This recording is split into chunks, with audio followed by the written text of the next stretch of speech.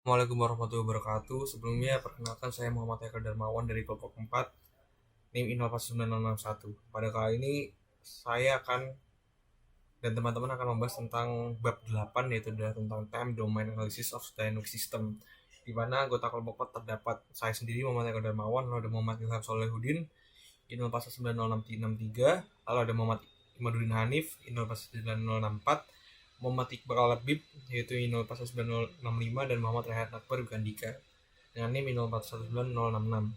Oke, jadi pertama kita akan membahas tentang perkenalan atau introduksinya dulu, di mana dibahas pada subbab 8.1.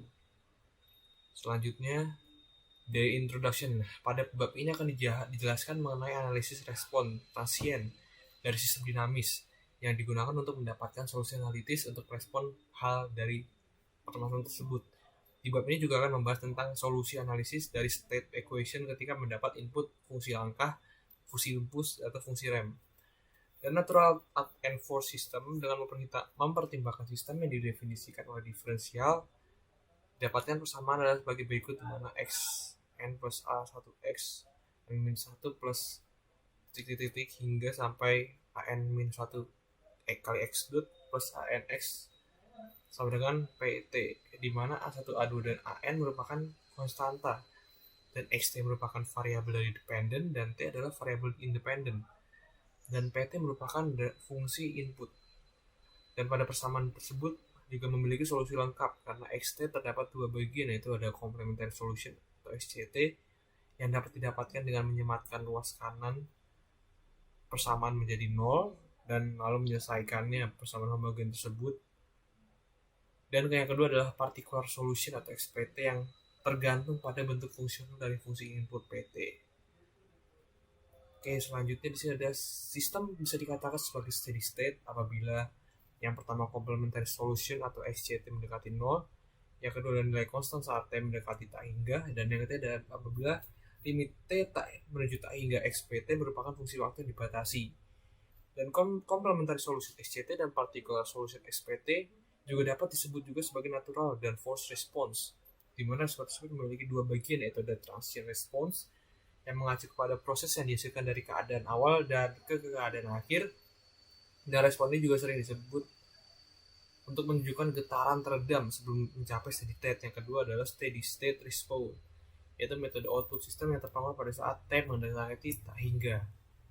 Oke, selanjutnya kita akan masuk ke subbab yang kedua, yaitu adalah yaitu adalah transient response analysis of first order system. Nah, jadi kita di sini akan lebih membahas tentang order pertama pada transient response analysis. Nah, pada subbab ini akan lebih membahas tentang analisis respon transient pada order pertama tadi, dan pada subbab ini akan difokuskan terhadap salah satu contoh sistem order pertama, dan yang pada saat ini akan digunakan contoh dengan sistem termometer air raksa tipis berdinding kaca, dan sehingga didapatkan juga model matematikanya. Dan persamaan dasar yang didapatkan dapat digunakan pada permasalahan yang akan dibahas, yaitu dengan menggunakan persamaan sebagai berikut, di mana C kali d theta sama dengan Q dt, di mana C atau kilokalori per derajat Celcius adalah kapasitansi thermal termometer, dan Q merupakan kilokalori per second merupakan masukan panas ke termometer.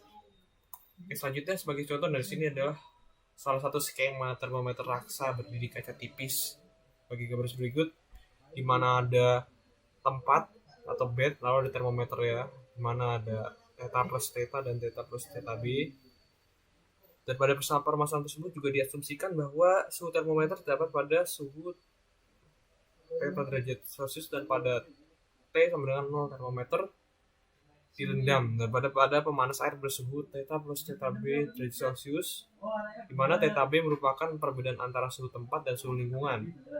Jadi ketika suhu temperatur dan tempat konstan atau theta b konstan, maka akhirnya dapat juga ditemukan dari respon dari theta t. Nah, selanjutnya pada persamaan sebelumnya, thermal resistance atau RC per kalori atau kalori per second didapat juga persamaannya dan sebagai berikut, di mana Q sama dengan theta B min theta per R, dan lalu di selanjutnya untuk melakukan substitusi atau persamaan dasar keseimbangan panas dan persamaan di atas dengan menjadi C dikali d theta sama dengan theta B min theta per R dt, atau T dikali T d theta per dt plus theta sama dengan theta B, di mana T sama dengan RC atau sama dengan waktu konstan. Dan persamaan di atas juga merupakan model matematika dari sistem termometer. Dan untuk menuju langkah berikutnya dapat diambil Laplace dari persamaan seperti berikut.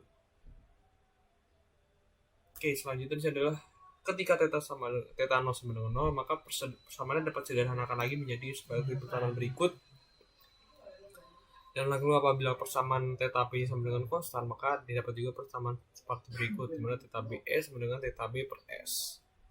Sehingga persamaan delta tersebut dapat menjadi seperti persamaan berikut, di mana theta S sama dengan 1 per TS plus 1 dikali theta B per S sama dengan dalam kurung 1 per S dikurang 1 per S plus T 1 per T theta B.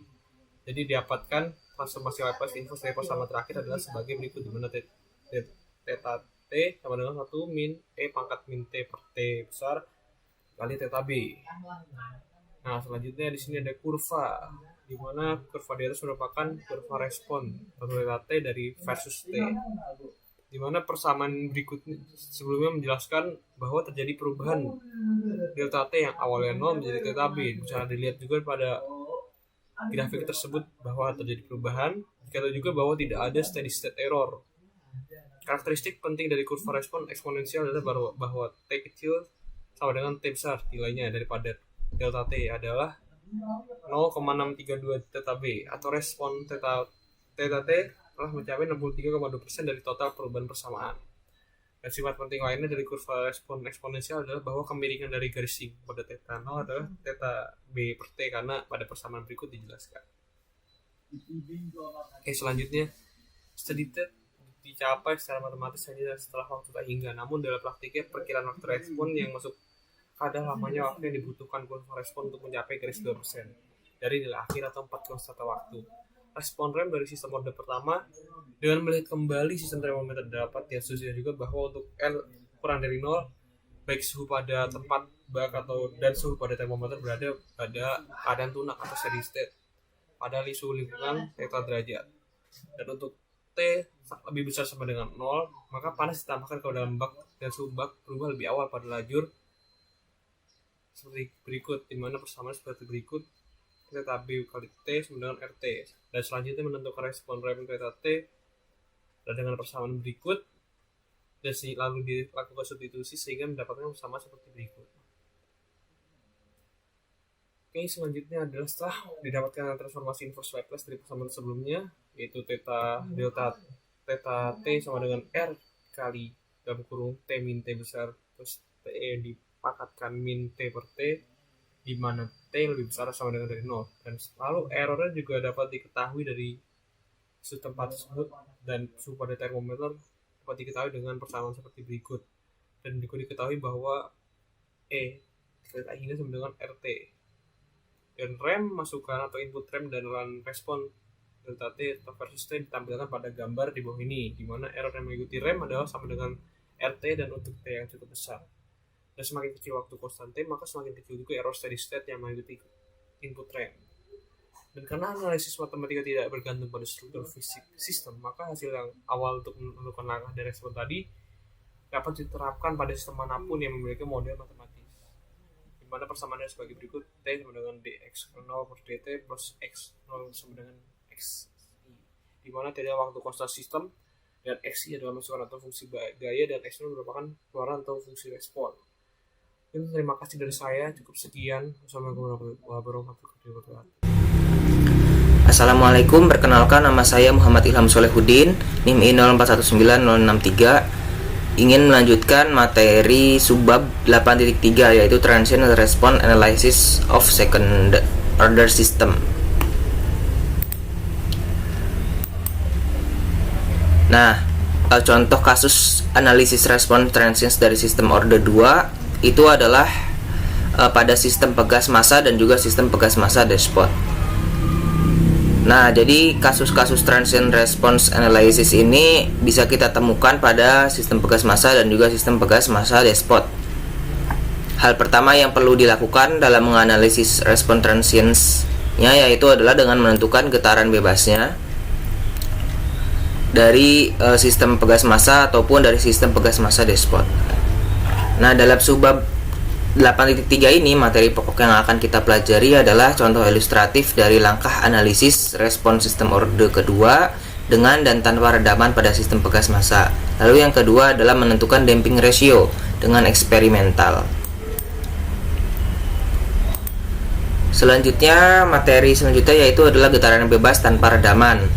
Contoh kasusnya itu seperti pada gambar ini, gambar di samping, di mana ada massa yang diberi pembebanan dengan konstanta pegasnya yaitu K ke arah vertikal, sumbu Y arah negatif. Ketika massa dipindahkan ke bawah sejauh x0 lalu dilepaskan dengan kecepatan awal x.0, perpindahan x diukur dengan posisi kesetimbangan. Model matematikanya itu mx.2 ditambah kx sama dengan 0. Nah, lalu kita menemukan persamaan penggantinya itu seperti ini, yang persamaan ruas sebelah kiri, lalu ditulis ulang menjadi persamaan di sebelah kanan ini yang saya tunjukkan. Lalu kita peroleh nilai fungsi transformasi Laplace-nya yaitu xs seperti pada persamaan di bawah ini. Lalu setelah kita menemukan fungsi transformasi Laplace atau xs, lalu kita inverskan untuk menemukan persamaan akhirnya. Persamaan akhirnya berupa respon dari contoh sistem pegas massa yaitu xt sama dengan x.0 akar m per k sin akar km per kali t ditambah x0 cos akar k kali t dibagi m. Nah, untuk grafiknya ini bisa ditunjukkan pada gambar di bawah ini. Ini contoh grafiknya, grafik termasuk grafik sinusoidal ya. Lalu untuk pergerakan xt dengan fungsi kosinus sederhana. Jadi untuk mengambil beberapa potongan dari fungsi ini, kita menggunakan rumus xt sama dengan x0 cos akar km dikali t dibagi m. Selanjutnya getaran bebas dengan redaman viskos atau viskos damping. Tadi sebelumnya kan kita membahas materi mengenai getaran bebas tanpa redaman. Selanjutnya kita membahas getaran bebas dengan redaman. Nah, contoh kasusnya itu adalah pada gambar ini di samping, di mana ada damping dengan huruf simbol B ini, lalu ada konstanta pegasnya itu K dan massanya M. Gaya redaman akan menghambat pergerakan, akibatnya akan ada kehilangan energi secara terus-menerus dalam sistem atau bisa disebut disipasi energi. Nah, pada kondisi ini sistem dalam kondisi posisi setimbang, lalu ditarik sejauh x pada arah sumbu y negatif, sehingga membentuk persamaan pemodelan ms kuadrat ditambah bs tambah k sama dengan 0. Lalu S nya kita cari dengan persamaan S sama dengan min B plus minus akar B kuadrat min 4MK dibagi 2M.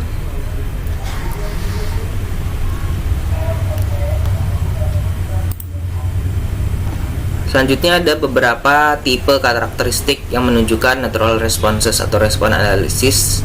Apakah sistem tersebut underdamped, critical damped, atau overdamped.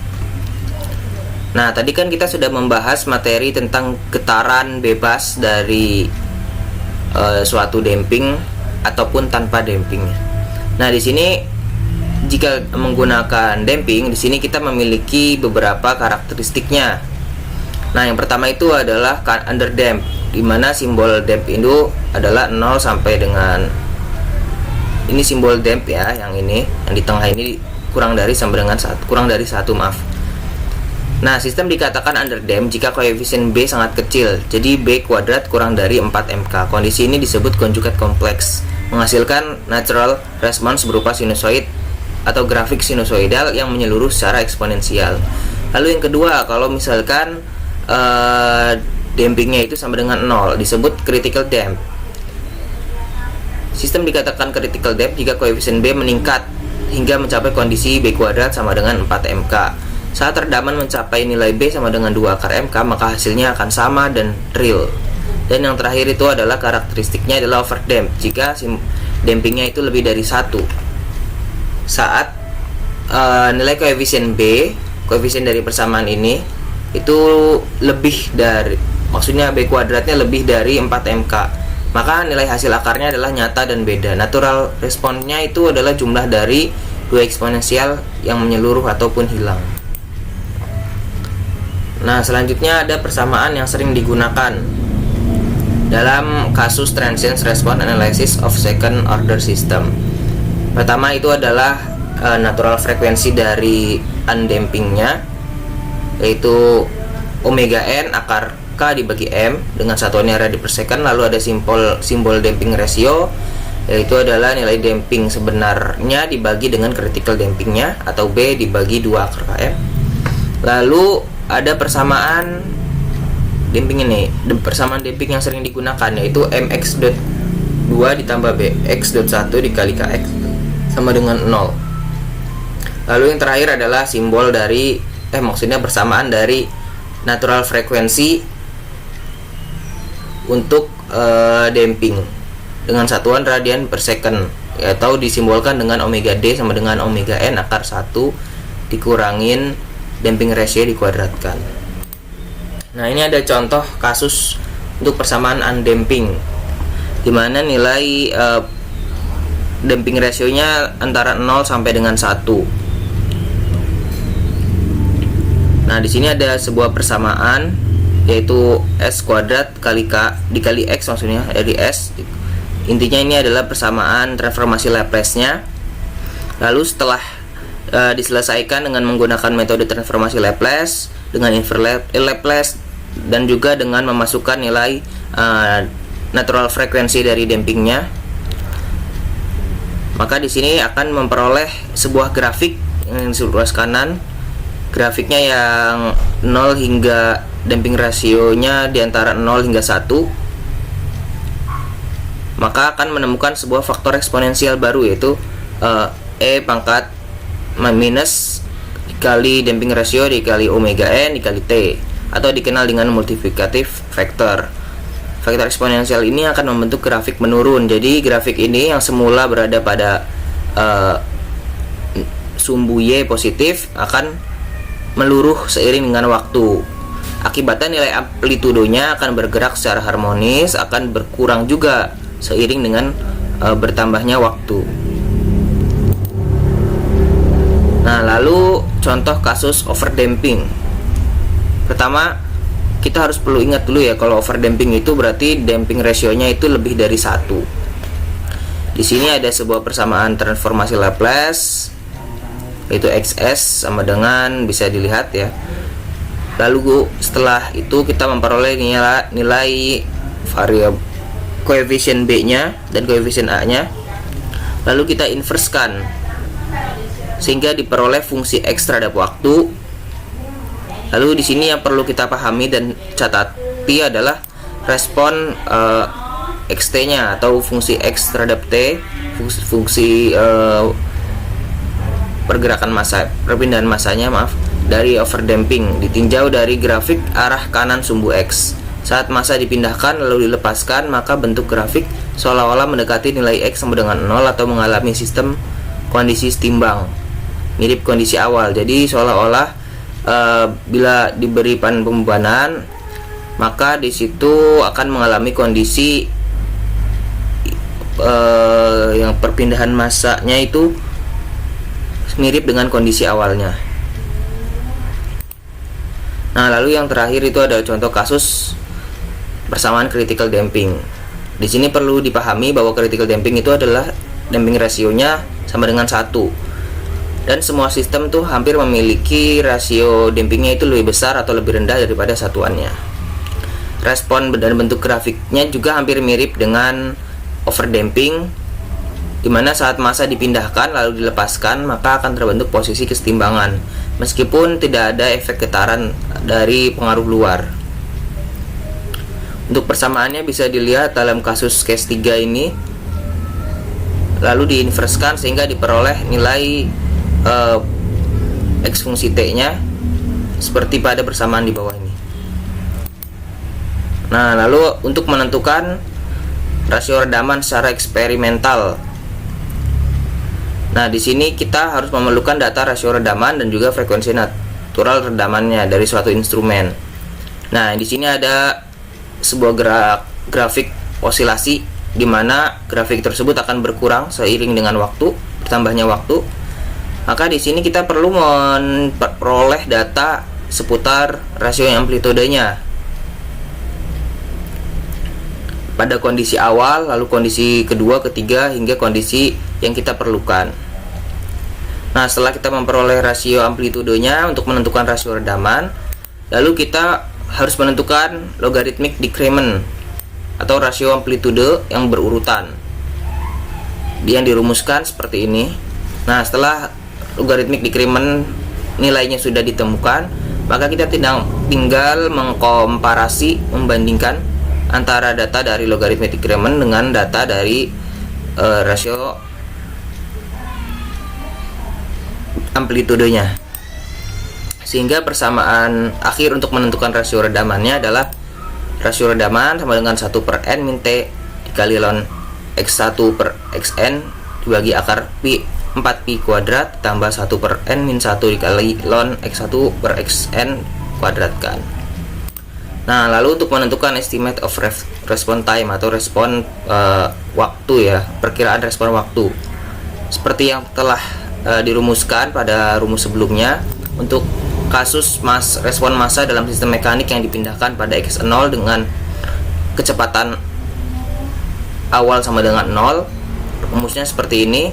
Lalu bila meninjau kurva yang sudah dilakukan secara eksperimental, diperoleh bahwasanya kurva respon x fungsi t atau respon massanya itu bersinggungan dengan kurva eksponensial, sehingga nilai waktu responnya dirumuskan dari sistem order 2 Ts sama dengan 4T sama dengan 4 per rasio damping dikali omega n. Mungkin seperti itu untuk materi bahasan pada subbab ini. Mohon maaf bila ada pemaparan yang belum jelas. Saya ucapkan terima kasih dan Assalamualaikum warahmatullahi wabarakatuh. Assalamualaikum warahmatullahi wabarakatuh. Saya Muhammad Iqbal Habib, I011965, dan kali ini saya akan menyampaikan materi analisis respon transient pada higher order system. Ini dengan mempertimbangkan bahwa urutan ke n, mana n lebih dari 3, sistem didefinisikan sebagai xs per us, sama dengan b0 s pangkat m plus b1 sm min 1 plus hingga bn min 1s plus bn per sn plus a1 sn min 1 plus hingga an min 1 s pangkat s plus an, di mana m itu akan kurang dari n. Respon transient pada sistem ini pada setiap input domain waktu tertentu dapat diperoleh dengan simulasi komputer. Jika dibutuhkan ekspresi analitik dari respon transient, maka bisa dilakukan dengan mengekspansi xs per us ke pecahan parsial. Bahasanya unit step response of higher order system. Jika semua kutub dari penyebut polinomial adalah real dan berbeda, maka untuk setiap unit step input us sama dengan 1 per s. Di persamaan di atas, maka itu dapat kita tulis sehingga xs sama dengan a per s plus n sigma i sama dengan 1 ai per s plus pi, mana ai adalah sisa dari poles atau kutub saat s sama dengan min p1 pi. Selanjutnya, pertimbangan kasus di mana kutub dari XS terdiri atas kutub real dan pasangan kutub kompleks konjugat. Sebuah pasangan kutub kompleks konjugat akan menghasilkan suku order 2 dalam S. Dikarenakan bentuk faktor dari persamaan high order system terdiri dari suku order 1 dan order kedua, maka dengan begitu persamaannya akan dapat ditulis menjadi seperti berikut. Bisa dilihat di sini. Lalu dengan asumsi bahwa kutub XS berbeda, maka dari persamaan di atas kita melihat bahwa respon sistem order tinggi atau higher order system ialah terdiri dari sejumlah suku yang melibatkan fungsi sederhana yang terdapat pada respon sistem order 1 dan 2. Dari persamaan 8.19 sebelumnya, respon unit XT inverse Laplace transform dari XX adalah sebagai berikut, yaitu xt sama dengan a plus n sigma i sama dengan 1 a i e pangkat min pi t untuk t lebih dari sama dengan 0. Atau jika dari persamaan 8.20 didapat bahwa xt sama dengan a plus hingga q sama dengan sigma J sama dengan 1, AJE min PJT plus R sigma K sama dengan 1, BKE pangkat min zeta K omega KT dan seterusnya. Bisa dilihat pada gambar. Sehingga dengan demikian kurva respon dari higher order system adalah penjumlahan dari beberapa kurva eksponensial dan kurva sinusoidal yang teredam atau damped sinusoidal. Jika semua kutub dari S berada pada sebelah kiri bidang S, maka bilangan eksponensial dan eksponensial teredam dalam XT akan mendekati 0 seiring dengan bertambahnya waktu T.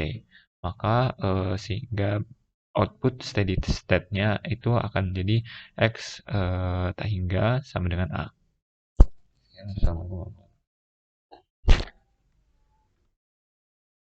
Warahmatullahi wabarakatuh. Perkenalkan nama saya Muhammad Muhyiddin Hanif di 041904. Di sini kita akan membahas solusi dari persamaan kondisi.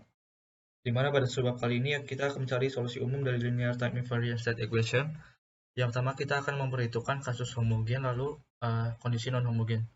Dalam memperoleh solusi umum akan diperoleh expression analisis untuk step response. Di sini kita akan masuk ke solusi persamaan kondisi homogen, di mana ada persamaan turunan pertama X sama dengan AX, diasumsikan XT sama dengan B0 ditambah B1T ditambah B2 kali T kuadrat ditambah terusnya, atau bisa tuliskan seperti ini, PK dikali T pangkat K, substitusikan persamaan awal sehingga menjadi B1 ditambah 2B2 dikali T ditambah 3B3 T kuadrat, dan seterusnya, atau bisa dituliskan seperti ini, sama dengan A dikali B0 ditambah B1T ditambah B2 T kuadrat, dan seterusnya. Sehingga solusi yang diasumsikan tersebut merupakan, atau jika solusi yang diasumsikan tersebut merupakan solusi sebenarnya, maka menghitung koefisien pangkat dari T didapat B1 sama dengan AB0, B2 sama dengan setengah kali AB1, atau B1 bisa disubstitusikan dengan A kali B0 sehingga didapatkan nilai seperti ini. Begitu pula seterusnya B3 hingga seterusnya. Lalu nilai B0 diketahui dengan mensubstitusikan nilai T sama dengan 0 ke persamaan X0 sama dengan B0. Sehingga solusinya akan menjadi seperti ini, di mana fungsi XT sama dengan 1 ditambah AT ditambah 1 dikali A kuadrat T kuadrat dibagi 2 faktorial dan seterusnya dikalikan dengan X0. Sehingga nantinya nilainya akan menjadi E sama dengan A pangkat T. Nilainya akan menjadi E pangkat AT dikali fungsi 0, fungsi X0. Lalu menyelesaikan persamaan diferensial vektor matriks, di mana turunan pertama X sama dengan A kali X. Dengan analogi skalar, asumsi solusi berada di bentuk vektor power series, sehingga XT sama dengan B0 ditambah B1T ditambah B2T kuadrat ditambah seterusnya, atau bisa dituliskan dengan bentuk seperti ini. Lalu disubstitusikan ke persamaan X dot sama dengan AX sehingga didapat B1 ditambah 2B2 dikali T ditambah 3B3 T kuadrat ditambah seterusnya sama dengan A dikali B0 tambah B1T ditambah B2 T kuadrat dan tambah seterusnya. Jika solusi yang diasumsikan tersebut merupakan solusi sebenarnya, maka dengan menghitung koefisien pangkat dari T akan didapat bahwa nilai B1 sama dengan AB0 dan B2 sama dengan setengah AB1. Terus nilai AB1 bisa kita substitusi dengan nilai AB0, sehingga B2 sama dengan setengah dikali A kuadrat dikali B0. Begitu pula dengan B3 dan nilai terusnya. Lalu mensubstitusikan nilai T sama dengan 0 ke persamaan fungsi XT sama dengan B0 ditambah B1T ditambah B2 dikali T kuadrat dan seterusnya, atau dengan bentuk BK dikali T pangkat K sehingga menghasilkan X0 sama dengan B0. Maka dari itu solusi fungsi XT dapat dituliskan di mana sama dengan dalam kurung I ditambah A kali T ditambah 1 dikali A kuadrat kali T kuadrat dibagi 2 faktorial ditambah seterusnya, atau bisa dituliskan dengan persamaan berikut dikalikan dengan fungsi X0. Karena mirip dengan dari tak hingga untuk skala eksponensial, sehingga dapat ditulis atau disebut dengan matriks eksponensial dengan bentuk seperti ini. Dalam hal matriks eksponensial, maka persamaan fungsi X0 sama dengan B0 dapat ditulis dengan X. Fungsi XT sama dengan E pangkat A kali T dikalikan fungsi X0. Lalu kita masuk ke matriks eksponensial, di mana E pangkat AT sama dengan sigma dari K sama dengan 0 hingga tak hingga dari A pangkat K dikali T pangkat K dibagi K faktorial. Matriks eksponensial n kali n matriks A konvergen secara absolut untuk semua nilai T yang bukan T hingga. Dikarenakan konvergen, maka dapat diturunkan per suku. Jadi bentuk seperti ini di mana D per dt dikali E pangkat AT sama dengan A ditambah A kuadrat T ditambah A pangkat 3 dikali T kuadrat bagi 2 faktorial dan seterusnya. Sehingga nantinya akan diperoleh nilai E pangkat A kali T dikali dengan A. Matriks eksponen sendiri memiliki sifat E pangkat A dikali T tambah S. Atau sama dengan E dipangkatkan pangkat AT dikali E pangkat AS. Namun perlu diingat bahwa nilainya akan nilai E pangkat A tambah B kali T sama dengan E pangkat AT dikali E pangkat BT jika AB sama dengan BA. Maka nilai E pangkat A tambah B dikali T dikurangi E pangkat AT dikali E pangkat BT sama dengan BA dikurangi AB dikali T kuadrat dibagi 2 faktorial. Lalu ditambah BA kuadrat ditambah ABA ditambah B kuadrat A ditambah BAB dikurangi 2A kuadrat B dikurangi 2A B kuadrat dikali T pangkat 3 dibagi 3 faktorial. Dan seterusnya. Perbedaan antara nilai E pangkat A ditambah B kali T dan E pangkat AT dikali E pangkat BT akan hilang apabila nilai A dan B commute. Pendekatan transformasi Laplace terhadap solusi persamaan kondisi homogen. Pada kasus skalar turunan pertama X sama dengan A kali X, akan ditransformasi Laplace sehingga menjadi bentuk SXS dikurangi X0 sama dengan AXS, di mana XS sama dengan Laplace X, bahkan nantinya nilai XS akan menjadi seperti ini. Apabila persamaan tersebut di inverse, Laplace akan menjadi nilai XT sama dengan E pangkat AT dikali fungsi X0. Pendekatan di atas untuk solusi persamaan diferensial skalar homogen dapat diperluas ke persamaan kondisi homogen fungsi turunan pertama X kali fungsi turunan pertama XT sama dengan fungsi AXT. Lalu di Laplace transformkan jadi bentuk seperti ini di mana XS sama dengan Laplace X. Maka akan menjadi SI dikurangi A dikali XS sama dengan X0. Lalu dengan mengalihkan kedua sisinya dengan nilai SI dikurangi A inverse, sehingga nantinya akan diperoleh nilai seperti ini. Lalu akan di-inverse Laplacekan sehingga nantinya akan menjadi fungsi XT sama dengan Laplace inverse dari SI dikurangi A inverse dikalikan dengan fungsi X0. Jangan mengingat rumus ini, maka nilai XT nantinya akan menjadi E pangkat AT dikali fungsi X0. Lalu masuk ke matriks kondisi transisi, di mana solusi persamaan kondisi homogen X dot sama dengan AX dapat dituliskan sebagai berikut dengan XT sama dengan VT X0. Di mana VT merupakan matriks NXN dan merupakan solusi unik dari VT sama dengan A kali VT dan V0 sama dengan I. Maka dapat disimpulkan bahwa XT sama dengan VT X0 merupakan solusi dari X dot sama dengan AX. Berdasarkan persamaan sebelumnya, diperoleh bahwa persamaan ini, dan perlu dicatat bahwa inverse VT sama dengan E pangkat negatif AT sama dengan V min T. Dari persamaan XT sama dengan VT X0 dapat dilihat bahwa solusi dari persamaan X0 sama dengan AX merupakan transformasi dari kondisi awal. Maka dari itu VT merupakan matriks kondisi transisi. Lalu masuk ke solusi persamaan kondisi non-homogen, di mana skalar case berikut lalu dapat dituliskan kembali menjadi persamaan X dot dikurangi AX sama dengan BU. Lalu dengan mengalihkan kedua sisi dengan nilai sebagai berikut, sehingga dapat diperoleh nilai sebagai berikut. Lalu dengan mengintegralkan batas atas T dan batas bawah 0, didapat persamaan sebagai berikut. Lalu suku pertama di ruas kanan akan menjadi respon terhadap kondisi awal dan suku kedua merupakan respon terhadap input UT.